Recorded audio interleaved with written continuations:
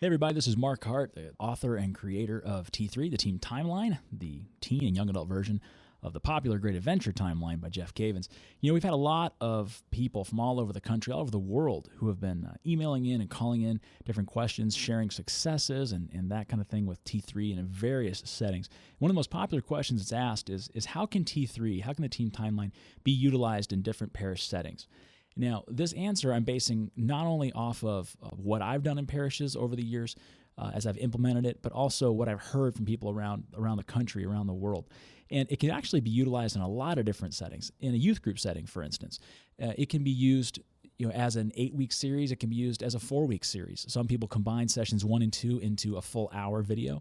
Others keep it in its half-hour format, for each DVD. What I usually encourage in a youth group setting is to make it really comfortable. If you're able to get into a room at the parish, or if you do, small group formation at people's houses or that kind of thing, to make it, make it fun, to leave the environment relaxed, put out drinks, put out stuff for them to eat. A lot of teens, specifically in youth group settings, like to feel as though they're not in that classroom necessarily, and it makes it a little bit more enjoyable, a little more relaxed. And it goes a long way in helping them understand that Scripture can be fun and it can be engaging. So I usually try to stress creating the right kind of environment where they can still have their study guide, they can still fill in the questions, that kind of thing, but that they feel comfortable while they're watching it. A lot of other people, maybe they don't have a youth group setting, they have a religious education setting where it is more of a classroom model.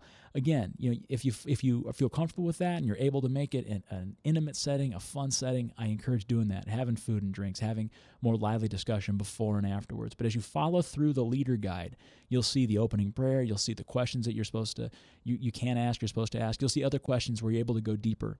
Whatever you decide to do, however you decide to do it in a youth group setting, whether it's in more of a classroom model or more of an interactive youth group model, it has been working. It's been working in groups of all sizes, in parishes of all sizes, in different regions of the country.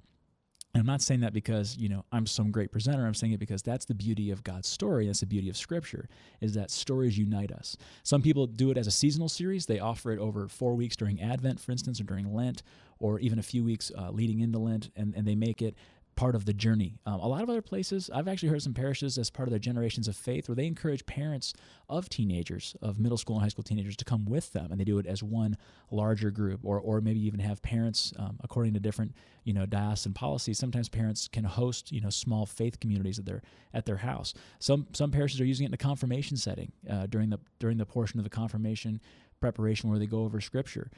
It's being used in middle schools. It's being used in colleges. It's being used in parochial high schools. It's being used with parent groups. There's really no limit to the ways that you can utilize T3 in its present format with the DVDs and the leader guide and the student guides. What I tried to do in creating it was make it exact enough that you could go deep, but fluid enough that you could utilize it in a lot of different settings. So I encourage you to look into it, to go through the leader guide, look through the manuals and the different resources, and figure out how it will best serve your specific parish needs.